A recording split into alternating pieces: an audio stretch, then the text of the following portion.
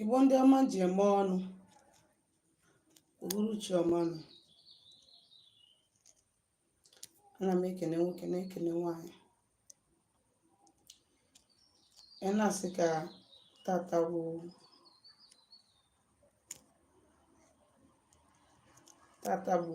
orie mara anyị mma, ka o reretara anyị ndụ, ka o reretara anyị udo, ka o reretara anyị agamnihu, ka o reretara anyị ihe akụ akụ na ihe enwe enwe, ogologo ndụ na-arụ isi ike, udo obi n'iru, udo obi n'azụ, ka o reretara anyị promotion, anyị gbaa anyị gbata, anyị chụọ anyị chụta, anyị tinye aka n'aka anyị n'aka ekpe n'iru na azụ anyị nweta. Ka chi anyị na ezumezu mmụọ niile anyị na-achụrụ aja gọzie anyị, nye anyị udo obi n'iru, udo obi n'azụ, wetara anyị ihe akụ akụ na ihe enwe enwe. Tata Orie, bọsị afọ, bọsị nkwọ, bọsị eke, n'afọ na-anọ n'ụbọchị na-anọ ise. Ana m ekene unu. Aka bụkwa onye nke gị, Nwaada Gbara Ọma Ụzọ Mmiri. Abụ m onye mgbasa ozi ọma ọdịnala Igbo, bụrụkwa dibịa Igbo. Akwa m onye isi nchụaja na Agbara Ọma Ọdịnala Spiritual Temple nke dị n'Enugu steeti. Ana m ekene nwoke na-ekene nwaanyị, wee na-asị gị, ọ bụ na tata bụ ize gị sonyere anyị, ana m asị gị nnọọ. Echefukwana ibinyere anyị aka ma soro mgbasa ozi ọma ọdịnala anyị nọ n'ime ya. Ana m ekene Nkechi Okonkwo, mgbede ọma, asị nka tata Orie mara gị mma. Na-ekenekwa IGN Nwachukwu, asị ka Orie wetara gị ndụ, wetara gị udo. Ị gakwazi n'isiokwu nji maka ya wee bịa. Ọ bụ na ị na-eme anya ifụ na adị m exhausted, mana ote na m post be video last, ana ama m na ọtụtụ ga na-enekwa anya ka ha mara mgbe m bịara bịa kụzie ihe. So ihe nji maka ya wee bịa tata wụ ihe ị kwesịrị ịma gbasara gị na ịgọ mmụọ gị na ha so. That is what you should know about appeasing your entities. Yes, there are so many things you need to know about this. Yes. Ndị Igbo si n'eziokwu na-agba agba na ntị, mana eziokwu ka mma ikwu at all time. Echefukwana drop question. Ọ bụ na ị nwere ajụjụ ya ajụ, jụọ m biko. Nwaada Nkechi Okonkwo, kedu ka ahụ dị gị? Ama m na ahụ dị gị mma. Ndewo. So ya bụ ihe nji maka ya wee bịa wee eziokwu. Ọtụtụ n'ime anyị na-achọghị ịnụ. I am going to say it for the benefit of those ma ihe a na-eme ma ihe ha chọrọ. Yes, maka na ihe a na-ekwu na-ejikwa ọtụtụ ndị dibịa ma ọkwanụ ndị eze nwaanyị anyị agwaghị ya, because they are looking for the money, they are looking for the little one you want to give them. Maybe ọ bụ na they know, they will be like, let me tell him or her what he or she needs to hear, so that ka onye godu mụ ka njide n'aka. But that is not the case. The case is telling the person the truth. Ịghọtago, anyị nwa bụ ndị omenala ekwesịghị ị na-adị mmadụ abụọ n'anya. Anyị kwesịrị iwu ndị ga na-akwụ n'eziokwu at all time. Ị na-aghọta? Maka na ihe anyị na-emekwanụ, enweghị ọtụtụ ndị mmadụ na-amaghịzi their left and right ihe gbasara ọdịnala. Anyị nwaka bụ ndị na-revive mmụọ anyị na-abanye n'ihe gbasara ọdịnala. We should be able to tell people the truth, no matter how bitter it is. Onye kpata nna agbara mmadụ afọ, I try as much as I can to go deep n'ihe gbasara onye ahụ, gwa onye ahụ eziokwu. Ịlike iwere ya, ịlikere you leave it. Enwere ike ngwacha gị ihe niile ị ga-eme, isi ma ihe ndị a ka sọsọ gị ga-eme. Enwere ike ije ebe onye ga-asị gị lụọ ọrụ mmiri, lụọ ọrụ mmiri, lụọ ọrụ mmiri, na ịlụ ha n'ọrụ mmiri ihe na-eme gị aga. Ịlụ ọrụ mmiri ihe na-ebe a na-ebe, maka gịnị? na enwere ihe ndị ị kwesịrị ime bifo ịlụ ọrụ mmiri. Mgbe ahụ ịgbagharịwazie, mgbe ị gbagharịchakwazi ịchọpụta eziokwu, si na onye dị otu adị otu agwagwụkwa gị, mana nke ka mkpa wee eziokwu at all time. You understand? Ndị ma eziokwu ma eziokwu, ndị ga-avalụ eziokwu ga-avalụ eziokwu. Ọ bụrụ mmadụ niile ga-avalụ eziokwu. Ị na-aghọta? So eziokwu a na-ekwu bụ just a choice mmadụ chọrọ imeki. Onye anụmanụ na onwe m anaghị ekwu nke m to do what? To feel special or for people to appreciate me. No. Ihe na-eme bụ gịnị? I am here by myself. for ndị Igbo, just to share the little knowledge m nwere n'ihe gbasara ọdịnala nke wụ eziokwu. So there is no need for me to come at ihe mana eziokwu nzowere gị ya for you to like me or for you to bring money that moment can rụọrụ gị ọrụ. No, you must know what you are going into and be sure of what you are going into. Mana na ihe anyị na-aba nekwa ka o si dị, nekwa ka o si dị. Ị na-aghọta? Ana m ekele gị Ijeọma Cash, mgbede ọma. Asị m ka tata wuo orie mara gị mma. Mgbede ọma Maazị Tony, ndewo. Ekene dịrị Chukwu, ekene dịrị Chukwu. Ọnwa bụrụ maka ndị nke anyị, Nkechi Okonkwo, nke ahụ maka gị. Ọnwa untimely death is not for us. Onye ọbụla akpọrọ ọrụ ga-arụ ọrụ ya, and onye ọbụla akpọrọ ọrụ ga-abụ a threat to the kingdom of darkness, to many negative forces and powers. Ịghọtara? So ekene m Chukwu n'isi gị, ndewo. Ijeọma Cash, folks, please hit the like button. Okay, Ijeọma Cash siri unu like nwa ihe m na-ekwu na nke a na-abanye ya n'ahụ. Biko nu ụmụ Chineke, Ijeọma si ka anyị hit the like button. Ịghọtara? So ihe bụ ihe ahụ bụ isi sekpụ ntị na ihe m chọrọ ikwu bụ ihe ahụ m chọrọ ịkọwa bụ kedu mmadụ ajụjụ ndị mmadụ na-ajụ m.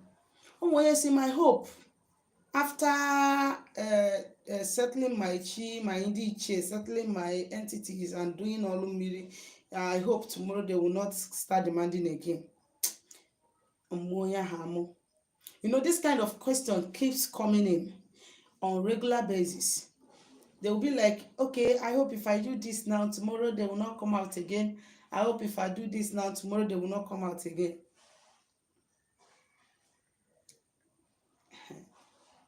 People like to be deceived than how we matter the truth, which is the reality of life or the fact about life. People like deception. That is why we like church,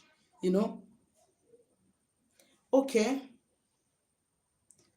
Achọrọ m ịjụ gị, ofu ugboro ka ị na-eri nri n'ahụ? Ofu ugboro ka ị na-eri nri in a week?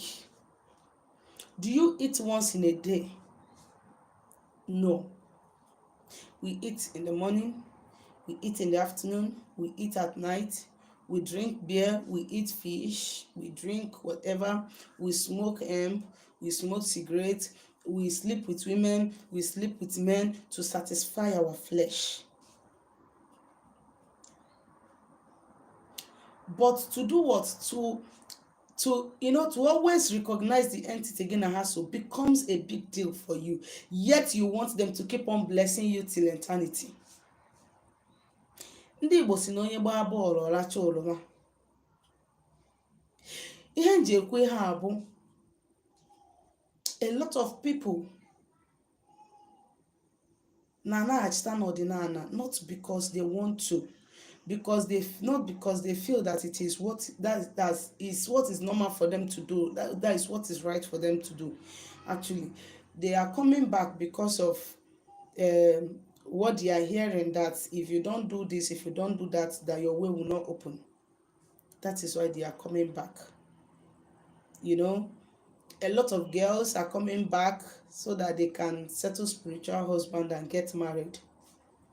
That is why if you are telling them anything concerning their spiritual forces and all that, they will be more interested in spiritual husband, settlement and appeasement.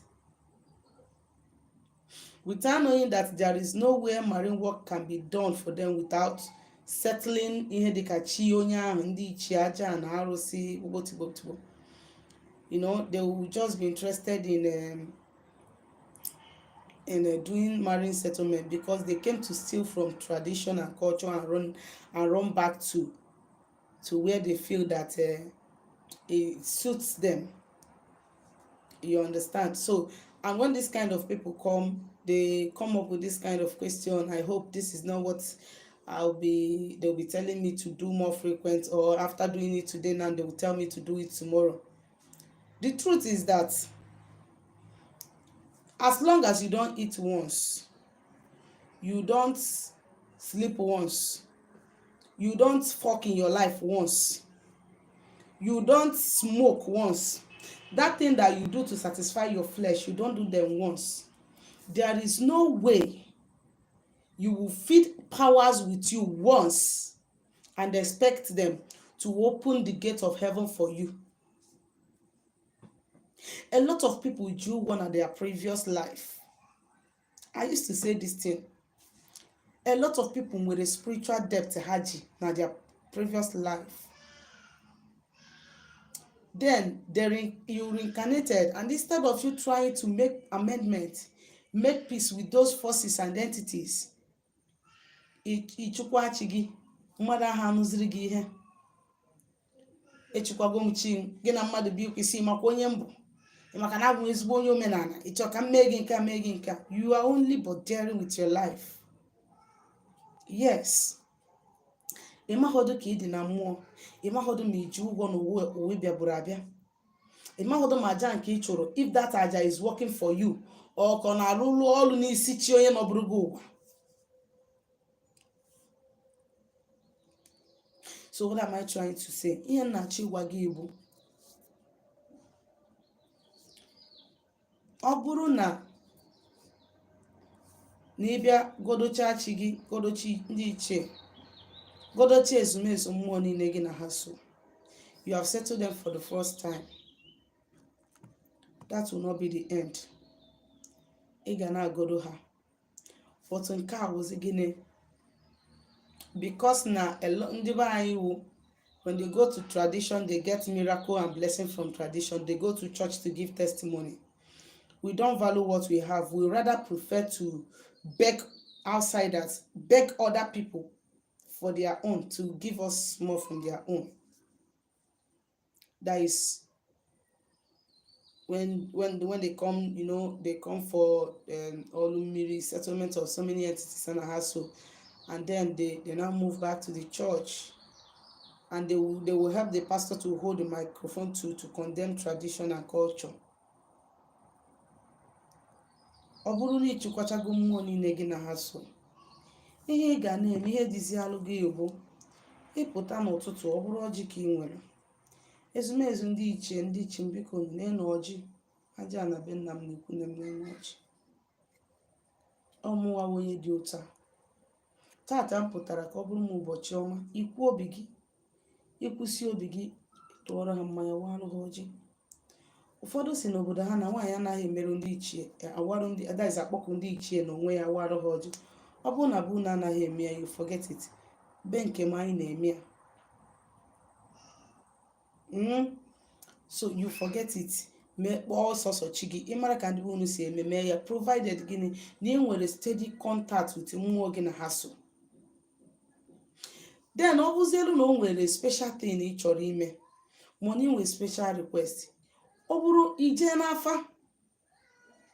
n'afa afa gbasịalụ gị, ọsị gị okene mmụọ ị ga-enye ihe kịta na nke ihe ị na-achọ nwa ike wee ru gị aka. You try and settle that spirit.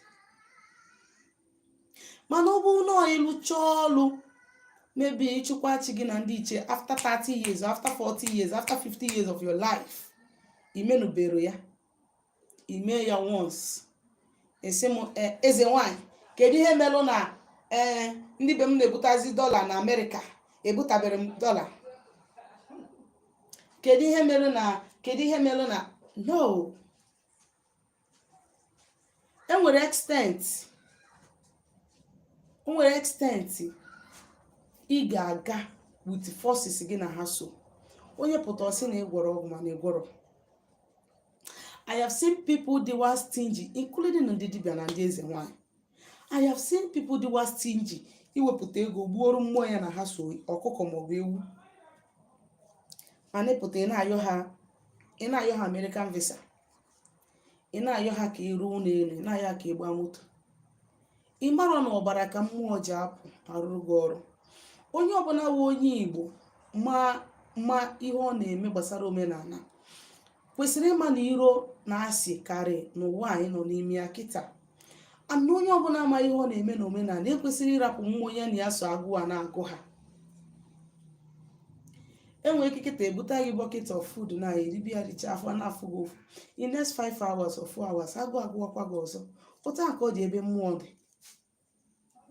So you don't tell me ọkwa ime ya once kịta ma mmezi ya till you die is a lie. You continue to do it unless o jiri nke i nyere ya agwụ gị nwa na onwe gị ịtawakwa afụ.